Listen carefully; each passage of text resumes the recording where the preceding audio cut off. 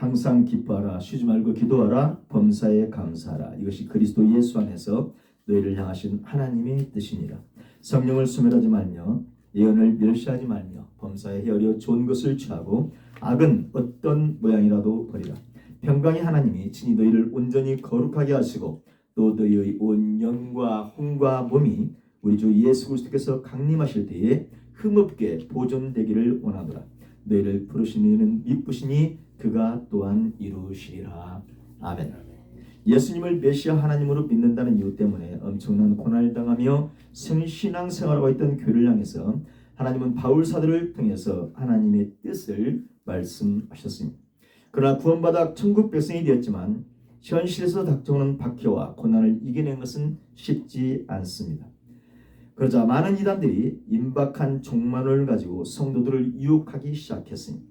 특히 예수님의 재림에 관한 교리로 성도들을 미혹해서 큰 혼란이 있었던 초대교회의 문제를 해결하기 위해서 하나님은 바울 사도를 통해서 말씀을 주십니다. 바울 사도는 데살로니가 전서에서 예수님의 재림에 대한 성도들의 오해를 수정해 주었습니다. 어떻게 하는 것이 예수님의 재림을 준비하는 신앙인의 합당한 생활인지를 말씀했었습니다. 하지만 예수님의 재림에 대한 말씀들을 오해해서 성도들 사이에는 주의 날이 이미 임하였다는 거짓 소문이 돌아다니기 시작했습니다. 이 잘못된 가르침 때문에 성도들은 놀랐고 당황하고 있었고 일부 성도들은 생업을 포기하기도 하는 등 아예 일상적인 일을 중단하고 무질서한 생활을 하고 있었습니다. 이런 그릇된 상황을 바로잡기 위해서 하나님은 바울 사도를 통해서 소위 바울의 묵시록으로 부르는 말씀을 우리에게 주셨습니다. 오늘은 그 바울의 묵시록을 통해서 은혜를 받고자 합니다. 우리 함께 1절을 합독하겠습니다. 형제들아, 우리가 너희에게 구하는 것은 우리 주 예수 그리스도의 강림하심과 우리가 그 앞에 모임에 관하여. 아멘. 대부분의 잘못된 종말론을 주장하는 사람들은 예수님의 재림하실 때와 시기를 함부로 판단하고 결정해서 사람들을 미혹하고 혼란에 빠뜨립니다. 하지만 예수님의 재림의 때와 시기는 우리가 알 수는 없습니다. 그러나 그 시대의 징조를 보면 주님의 재림이 가까이 온 것을 분별할 수는 있습니다. 성도들은 분명하게 그 대충의 날을 분별할 수 있어요. 왜요? 주님의 재림의 날이 성도들에게는 도적같이 임하지 않기 때문입니다. 그래서 주님의 재림을 기다리는 성도는 준비하는 삶을 살게 됩니다. 데살로니가 전서 5장 4절로 6절에 형제들아, 너희는 어둠에 있지 아니하며 그날이 도둑같이 너희에게 임하지 못하리니 너희는 다 빛의 아들이요 낮의 아들이라. 우리가 밤이나 어둠에 속하지 아니하나니 그러므로 우리는 다 이들과 같이 자지 말고 오직 깨어 정신을 차릴지라고 말씀했습니다. 어둠에서 사는 서양 사람들에게 예수님의 재림은 도둑같이 임하는 사건입니다. 하지만 빛의 아들들인 성도들에게는 도둑같이 임하는 것이 아닙니다. 왜요? 말씀 안에서 순종하며 빛 안에 거하고 살고 있기 때문입니다. 예수님의 재림의 징조를 말씀을 통해서 분별하는 성도는 주님의 재림은 결코 갑작스럽게 임하지 않습니다. 철저하게 준비하는 신앙생활을 하는 동안 오시게 됩니다. 왜냐하면 여러분, 주님의 재림은 심판하시기 위함이기 때문입니다. 하나님은 성도들이 마지막 심판을 준비할 수 있도록 말세의 징조들을 미리 말씀해 주셨어요. 그래서 이것을 깨달은 성도들은 그날을 준비하게 됩니다. 오늘도 하나님께서는 오늘 본문을 통해서 하나님의 자녀들인 저와 여러분이 이 말세의 때에 어떻게 신앙생활을 해야 하는가를 말씀해 주시고 있습니다. 우리 2절 말씀을 합독합니다. 영어로나 또는 말로나 또는 우리에게 받았다는 편지로나 주의 날이 이르렀다고 해서 쉽게 마음이 흔들리거나 두려워하거나 하지 말아야 한다는 것이라. 아멘. 오늘 이 말씀을 받았던 데살로니가 교회는 주 49년에서 52년 사이에 바울 사도가 2차 전도 여행 때 세운 교회이죠. 데살로니가 교회는 교회가 생긴 지는 얼마 되지 않았지만 믿음의 역사와 사랑의 수고와 예수님에 대한 소망의 인내를 가진 교회였습니다. 그런데 이 교회의 성도들은 환난과 핍박을 많이 받았습니다. 하지만 환난과 핍박을 받는 가운데서도 열심히 있는 믿음으로 소문이 나서 다른 교회들의 믿음의 본이 되었습니다. 그런데 이 교회의 성도들은 그들은 모든 우상을 버리고 하나님께로 돌아와서 하나님을 섬기고 있었습니다. 그들은 부활하신 그리스도께서 재림하실 것을 간절히 기다리는 부활신앙을 가진 교회였습니다. 그런데요, 이렇게 열심히 있는 이 교회에 문제가 발생합니다. 재림을 간절히 기다리는 사람들이 그랬던 것처럼 이 교회 성도들도 예수님의 재림의 때와 시기를 알기를 소망했습니다. 물론 이들이 주님의 재림의 때와 시기를 알기를 소망한 것은 주님의 재림을 더 잘 준비하기 위해서입니다. 그들은 예수님의 말씀을 생각했습니다. 주인이 돌아오는 시각을 알 수 있다면 주인을 맞을 준비를 더 잘 할 수 있는 것처럼 그렇게 주님 맞을 준비를 더 철저하게 하기 위해서 예수님의 재림의 날을 알고 싶어 했습니다. 그런데 이것이 도가 지나치니 문제가 생기기 시작합니다. 주님의 재림을 준비하는 삶을 살고 싶어하는 성도들에게 거짓말로 미혹하는 사람들이 생겨났습니다. 그들은 주님의 재림이 임박했다고 말하면서 성도들을 혼란에 빠뜨렸어요. 그들은 뭐라고 말했습니까? 야, 세상에 주님이 다 임했어. 세상이 종말이 다 되었는데 너희들이 아직도 세상 일에 얽매여 사는 것은 너희가 믿음 없는 사람이라는 거야 라고 말하면서 조롱하기도 했습니다. 시한부 종말론자들이 성도들을 혼란에 빠뜨린 것입니다. 이들은 자기의 일에는 충실하지 않은 채 오직 재림의 징조나 사건에만 관심을 가졌습니다. 또 재림의 징조나 사건과 비슷한 것들을 다른 사람들에게 가르치는 일에만 전심을 다했습니다. 따라서 그들의 삶은 규모가 없이 엉망이었고 자기가 비난하는 사람들에게서 경제적인 도움을 받아야 하기도 했습니다. 이들은 끊임없이 새로운 사건이나 소식에만 관심이 있었고 자기들의 주장에 동조하지 않는 사람들은 어둠의 사람, 믿음이 없는 사람이라며 교회 안에 분란을 일으켰습니다. 얼핏 보면 이들의 이런 모습은 믿음이 아주 좋은 사람들처럼 보였습니다. 그러나 실상은 교회에 엄청난 해를 끼치는 사람들이었습니다. 이 사람들 때문에 결국에는 거룩한 주님의 재림 사건이 믿지 않는 세상 사람들에게 웃음거리가 되고 조롱거리가 되기도 했습니다. 이와 비슷한 사건이 우리나라에서도 우리 시대에 있었던 것을 우리들은 잘 기억하고 있습니다. 1992년에 이장님이란 사람이 이끌었던 다미 선교의 휴거 사건. 한국에서는 이 사건 때문에 거의 모든 목사님들의 설교에서 종말에 대한 이야기를 거의 들을 수 없을 정도가 되었습니다. 예수님의 재림이나 종말의 날들을 말하면 이상한 사람으로 여겨질 정도였습니다. 어쨌든 하나님은 종말의 날, 다른 말로 예수님의 재림의 날이 이르렀다고 해도 저와 여러분들은 쉽게 마음이 흔들리거나 두려워하지 말라고 말씀하시고 있습니다. 마음이 흔들리거나 두려워하지 말라 해서 이 마음은 카르디아가 아니고 누스입니다. 이성입니다. 즉 생각하고 판단하는 이성에 흔들리거나 두려워하지 말아야 한다는 것입니다. 그런데 여러분, 성도들이 어떤 소식이나 정보를 듣고 나서 쉽게 생각, 즉 이성이 흔들리게 되는 이유는 무엇 때문일까? 성도들이 어떤 소문을 듣고 생각에 마음이 흔들거나 두려워하는 이유는 올바른 하나님의 뜻을 알지 못할 때입니다. 성경을 통해서 주시는 하나님의 뜻을 정확하고 올바로 알지 못하면 어떤 잘못된 정보나 지식이 들어오면 쉽게 이성과 생각이 흔들리게 되고 두려움을 느끼게 되는 것입니다. 고린도전서 2장 13절로 14절 말씀이죠. 우리가 이것을 말하거니와 사람의 지혜가 가르친 말로 아니하고 오직 성령께서 가르치신 것으로 하니 영적인 일은 영적인 것으로 분별하나니 육에 속한 사람은 하나님의 성령의 일들을 받지 아니하나니 이는 그것들이 그에게는 어리석게 보이며 또 그는 그것들을 알 수도 없나니 그러한 일은 영적으로 분별되기 때문이라고 있습니다. 어떤 사람이 어떤 이야기나 정보를 가지고 이야기한다고 할지라도 저와 여러분은 성령님의 조명을 받아서 받아들일 것은 받아들이고 거부할 것은 거부해야 합니다. 영적으로 분별해야 합니다. 그래야만 속마음이 아닌 두뇌의 영역인 마음, 누스, 마인드에서 흔들리거나 두려움을 느끼지 않게 되는 것입니다. 우리 3절 말씀을 합독해서 3절 말씀. 누가 어떻게 하여도 너희가 미혹되지 말라. 먼저 배교하는 일이 있고 저 불법의 사람 곧 멸망의 아들이 나타나기 전에는 그날이 이르지 아니하리니. 아멘. 예수님이 이미 재림하셨다고 말하는 사람들이 말을 듣고 두려워하는 성도들에게 바울 사도는 먼저 너희가 미혹되지 말라고 강하게 명령하고 있습니다. 이 명령 속에는 너희들이 어떤 소문을 들을지라도 흔들리지 말고 정신을 바짝 차려 믿음에 견고히 서 있어야 한다는 내용이 포함되어 있습니다. 예수님이 재림하셨다고 말하는 그런 이야기나 언제 예수님이 재림하실 것이라는 소문이 들린다고 할지라도 성도들은 유동하지 말고 믿음에 견고히 서 있어야 한다는 것입니다.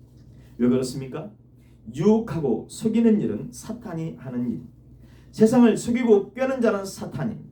따라서 영어로나 말로나 편지 등으로 성도들을 속이려 하는 것은 사탄의 역사입니다. 하지만 이런 현상들이 나타나는 것은 오히려 예수님의 재림의 날이 임박했음을 알리는 징조라고 볼 수 있습니다. 그러므로 재림의 날이 임박했다는 사실 자체에 대한 속임수 때문에 동요할 것이 아니라 언제 어느 때 주님께서 재림하시는 간에 기쁨으로 주님을 맞이할 수 있도록 옳은 행실의 삶을 살아야 하는 것입니다. 그런데 오늘 본문에서 바울 사도는 성도들이 미혹하지 말아야 하는 이유를 설명합니다. 언제일지 모르지만 주님의 재림 전에는 반드시 성도들의 배교가 먼저 있고 멸망의 아들이 나타날 것이라는 거죠. 예수님의 재림 전에는 반드시 믿음에서 변절하는 사람들이 많이 나오게 된다는 거죠. 오늘날 많은 교회들이 종교다원주의에 빠져 있습니다. 모두 다 아시겠지만 종교다원주의는 성경이 말하는 진리가 아닙니다. 심각한 배교 행위가 지금 기독교 내에서 일어나고 있습니다. 어쨌든 하나님을 배교하는 사람들이 많이 나온 후 멸망의 아들이 출현하게 됩니다. 멸망의 아들은 죄의 세력을 지도하는 불법의 사람입니다. 예수님의 재림 전에 멸망의 아들이 출현하게 됩니다. 이 멸망의 아들은 멸망을 피할 수 없는 존재입니다. 가룟 유다처럼 하나님의 영원한 복으로부터 죄되어 영원한 고통 가운데서 슬피 울며 이를 갈 사람입니다. 이렇게 멸망할 사람이 반드시 나타나서 세상을 놀라게 한 이후에 예수님께서 재림하십니다. 그런데 이렇게 불법의 사람인 멸망의 아들은 무슨 일을 하기에 불못으로 들어가게 될까요? 우리 4절 말씀을 합독합니다. 4절.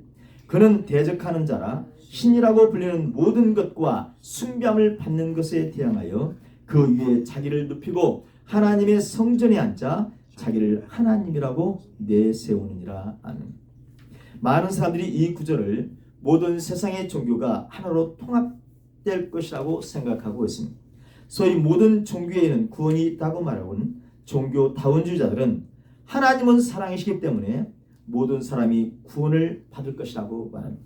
그래서 메시아, 구원자라는 뜻으로 말하는 이 그리스도가 모든 종교의 창시자들이라고 말합니다. 붓다는 불교의 그리스도이고 마호메트는 이슬람의 그리스도, 종교라고도 할 수 없는 유교는 공자가 그리스도라고 말하고, 그런데 예수님은 기독교의 그리스도일 뿐이라고 말합니다. 이렇게 말하는 사람들은 정말 선하고 좋은 사람들처럼 생각될 수도 있습니다. 이런 사람들을 모든 세상 사람들은 존경합니다. 하지만 여러분, 이것은 신본주의가 아닌 인본주의자들의 생각입니다. 하나님을 믿지 못하게 하는 사탄의 속임수입니다. 하나님은 분명하게 예수님 외에는 그리스도가 없다고 말씀하십니다.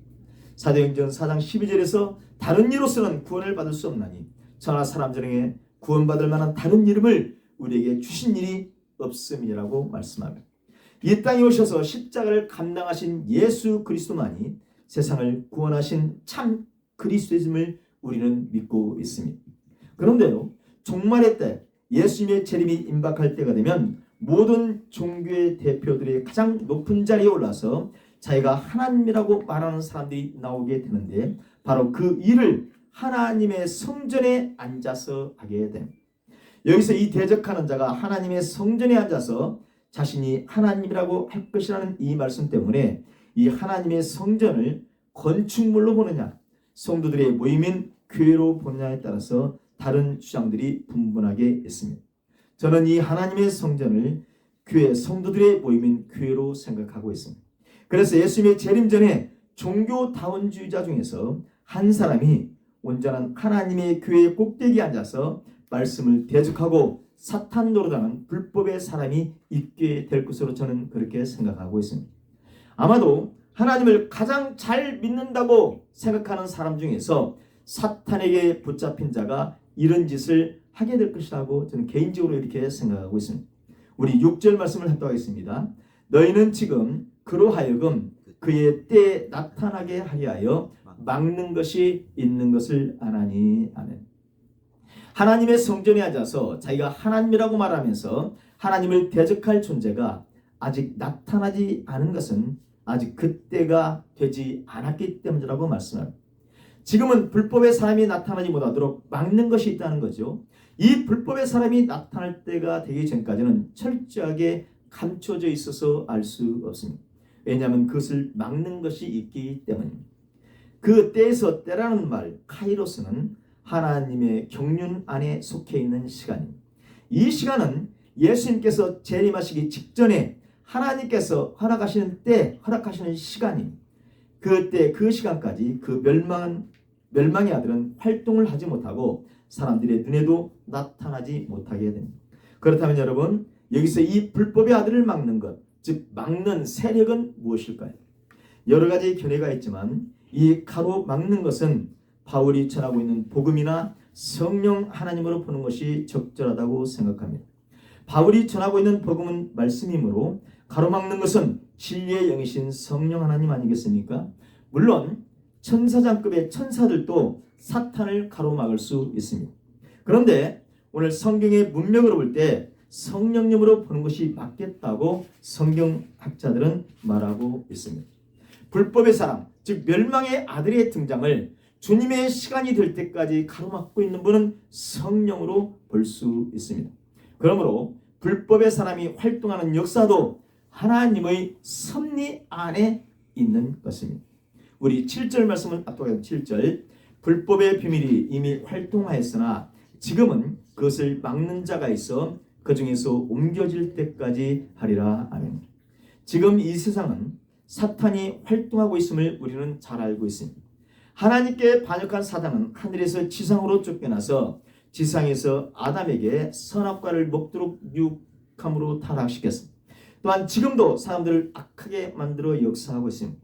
사탄은 할 수만 있으면 믿는 성도를 넘어뜨리기 위해서 온갖 유혹을 하고 있습니다. 오죽하면 예수님의 수제자도 사탄의 시험에 넘어졌을까요? 그런데 분명히 우리들이 알아야 할 것이 있죠. 그런 사탄도 하나님의 주권 아래서 움직이고 있다는 사실.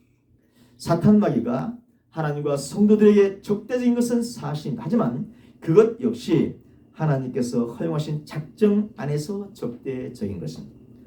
어떤 사람들은 소위 이원론적으로 세상 역사를 보는 사람들이 있습니다. 이 세상은 하나님과 사탄이 서로 대적해서 싸우는 것이고 그 결과에 따라서 사람의 희비가 엇갈린다고 생각하는 것이 이원론. 여러분도 그렇게 생각하십니까? 성도 여러분, 이 세상이 하나님과 사탄이 서로 대적해서 싸우고 있을까요? 이렇게 생각하고 있는 사람은 하나님을 정확하게 알지 못하는 사람들입니다. 이것은 엄청나게 잘못된 오해입니다. 이 세계는 결코 하나님과 사탄의 싸움터가 아니에요. 하나님과 사탄은 서로 대등한 존재가 아닙니다. 우리 하나님은 창조주이시고 사탄은 피조물에 불과해요. 하나님이 창조하신 천사들 중 타락한 천사의 우두머리가 사탄입니다. 그러므로 여러분, 사탄은 결코 하나님의 적수가 될 수 없는 존재입니다.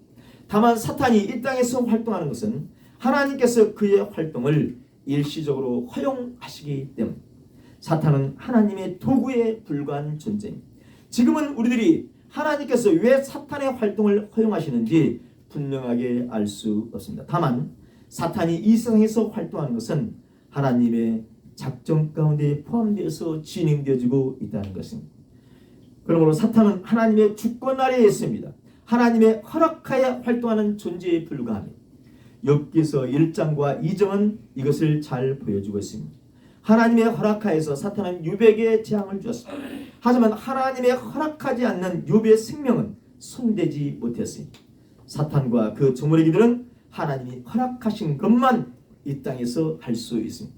에베소서 2장 2절에 그때 너희는 그 가운데서 행하여 이 세상 풍조를 따르고 공중의 권세 잡은 자를 따랐으니 곧 지금 불순종의 아들들 가운데서 역사하는 영이라고 말씀하고 있습니다. 불법의 비밀인 공중의 권세 잡은 자가 사람들 가운데서 활동하고 있음에도 불구하고 사람들이 그것을 잘 인식하지 못하는 이유는 무엇일까? 자기 자신이 하나님의 빛 가운데 있지 않고 어둠에 속해 있기 때문에, 자기 자신이 불법의 비밀에 빠져 있기 때문에 공중권세 잡은 자의 활동을 깨닫지 못하는 것입니다. 하지만 불법의 비밀은 영원할 수 없습니다. 불법의 비밀은 불법의 사람이 나타난 것을 막는 자가 활동을 중지할 때까지만 활동할 수 있어요. 막는 자가 그 위치에서 떠나서 허락해야만 불법의 사람이 공개적으로 자기 모습을 드러낼 수 있는 것입니다. 막는 자를 성령님으로 볼 때 성령님께서 막는 그 위치에서 떠나실 때 불법의 사람은 자기 모습을 드러내고 하나님을 대적하게 되는 것입니다. 우리 8절을 합독하겠습니다. 8절. 그때 불법한 자가 나타나니 주 예수께서 그 입의 기운으로 그를 죽이시고 강림하여 나타나심으로 패하시리라. 아멘. 불법의 사람이 나타나는 것을 막는 자가 활동을 중지하면 그때 불법한 자가 정체를 드러내게 되는데요. 이때 예수님께서 재림하신다는 것. 불법한 자가 공개적으로 나타나는 그때 예수님은 재림하시는 것. 예수님은 그 입의 기운으로 그를 죽이신 후에 재림하십니다. 이것을 이사야서 11장 4절 말씀의 성취입니다. 이사야서 11장 4절 후반부에 그의 입의 막대기로 세상을 치며 그의 입술의 기운으로 악인을 죽일 것이라는 말씀이 있습니다. 예수님은 입술에 나오는 기운, 이 단어가 푸념한데요. 이게 성령인지 호흡인지는 정확하게 모르겠어요. 하여튼 예수님의 입술에 나오는 그 기운으로 멸망의 아들을 죽여버리십니다. 예수님은 말씀으로 악한 존재를 완전하게 소멸시켜 버리실 것입니다. 그래서 예수님께서 재림하시는 목적은 분명합니다. 세상에서 이 악한 존재를 완전하게 없애버리시기 위해서입니다. 그런데 예수님의 십자가 사역을 믿지 않고 예수님의 큰 사랑을 믿지 않는 사람들은 멸망의 아들에게 속임을 당하게 됩니다. 그래서 멸망의 아들을 따르게 되어 있습니다. 왜냐하면 이 악한 자는 사탄 마귀의 능력을 힘입어서 사람들을 미혹할 것이기 때문입니다. 우리 9절과 10절 말씀을 합독하겠습니다. 악한 자의 나타남은 사탄의 활동을 따라 모든 능력과 표적과 거짓 기적과 불의의 모든 속임으로 멸망하는 자들에게 있으리니 그들이 진리의 사랑을 받지 아니하여 구원함을 받지 못함이라 하는. 예수님의 재림 전에 나타나게 될 불법한 자인 이 멸망의 아들은 마치 영광의 예수님의 모습을 흉내내면서 나타나게 될 것입니다. 이 악한 자의 나타남이 예수님의 강림하심, 예수님의 재림하심 똑같은 단어를 그래서 사용하고 있어요. 나타남이란 단어. 왜 그렇습니까? 이 악한 자는 철저하게 거짓의 영인 사탄의 역사를 힘입고 있기 때문입니다. 그래서 모든 능력을 행합니다. 표적과 거짓 기적적인 일들을 행합니다. 마치 자기 자신이 세상을 통치하시는 하나님처럼 예수님처럼 행동하게 됩니다. 그런데 이 마지막 멸망의 아들이 발휘하는 능력은 그 자신의 내부에서 나오는 것이 아닙니다. 하나님을 대적하는 사탄으로부터 얻는 것입니다. 그는 종말의 때에 사탄의 대리자로서 사탄의 일을 합니다. 그래서 이 불법한 자는 사탄의 능력을 입어서 모든 능력과 표적과 거짓 기적과 속임수를 쓰게 되는 것입니다. 물론 이것은 마태복음 24장 24절에서 하셨던 말씀의 성취이기도 할 것입니다. 예수는 마태복음 24장 24절에서 거짓 그리스도들과 거짓 선자들이 일어나 큰 표적과 기사를 보여 할 수만 있으면 택하신 자들도 미혹할 것이라고 말씀하고 있습니다. 누구를 미혹한다고요? 마지막 때에 예수님 재림하시기 전에 택하신 자들도 미혹합니다. 마지막 때가 되면 사탄의 주 공격 대상은 택한 믿음의 사람들. 사탄은 성도들을 집중적으로 공격하게 됩니다. 그것도 소위 능력, 은사, 표적, 기사를 사용할 것입니다. 사탄이 멸망의 아들들을 통해서 사용하는 것은 모든 능력과 표적과 거짓 기적들입니다. 왜요? 성도들도 이런 것을 너무 좋아하기 때문입니다. 허영 목사도 제가 아는 사람이 이런 능력을 행하고 기적을 일으키면 혹해서 따라다닐 수 있을지도 모르겠어요. 그런데 저와 여러분은 잘 분별하셔서 그런 것들에 미혹되지 말아야 합니다. 영분별을 반드시 해야 합니다. 주님의 재림 전에는요, 반드시 멸망의 아들이 나타나서 능력을 행하고 표적과 기적을 일으킴으로 사람들을 속여서 유혹에 빠지게 할 것입니다. 그런데 여러분, 이때에 이 불법한 사람들에게 미혹되는 사람은 멸망하게 될 사람들이라고 오늘 본문은 말씀하고 있습니다. 10절 말씀이죠. 불의의 모든 속임으로 멸망하는 자들에게 있으니 이는 그들이 진리의 사랑을 받지 아니하여 구원함을 받지 못하기 때문이라고 말씀합니다. 진리의 사랑, 예수님의 구원의 복음을 이미 받았음에도 불구하고 그 말씀을 믿지 않고 행하는 삶이 없는 사람들은 구원함을 받지 못했기 때문에 멸망의 아들들에게 미혹되고 속아서 거기에 빠지고 말게 되는 겁니다. 누가 미혹된다고요? 진리의 사랑을 받지 않은 사람이라. 여기서 진리는 예수 그리스도 자체이시며 예수님의 십자가의 부활의 복음입니다. 요한복음 14장 6절에 예수께서 이르시되 내가 곧 길이요 진리요 생명이니 나로 말미암지 않고는 아버지께로 올 자가 없느니라고 했습니다. 에베소 4장 21절에는 진리가 예수 안에 있는 것 같이 너희가 참으로 그에게서 듣고 또한 그 안에서 가르침을 받았으면이라고 말씀합니다. 진리는 예수님이시고 예수님이 십자가에서 완성하신 아가페 사랑입니다. 저와 여러분에게 영원한 생명을 준 구원의 복음은 성경 안에 있습니다. 그 구원의 복음을 예수님은 고통의 십자가에서 완성하셨습니다. 그 은혜, 그 진리의 사랑을 받은 성도는 성령 안에서 말씀의 삶을 기쁨으로 행해야 합니다. 그래서 성령의 열매를 맺어야 합니다. 성령 안에서 기도하면서 하나님의 나라와 하나님의 의를 구하고 다른 사람은 원수라도 용서해야 합니다. 이것이 구원받아서 영원한 구원을 받을 사람들의 모습이에요. 그런데 구원받지 못한 사람들은 이런 진리를 멀리하고 불의를 좋아합니다. 그래서 멸망의 아들에게 미혹되어 심판을 받게 된다는 거예요. 진리의 사랑을 믿지 않는 사람들에게 하나님은 미혹의 역사를 보내셔서 거짓 것을 믿게 해버리신다는 것을 우리는 반드시 기억하셔야 합니다.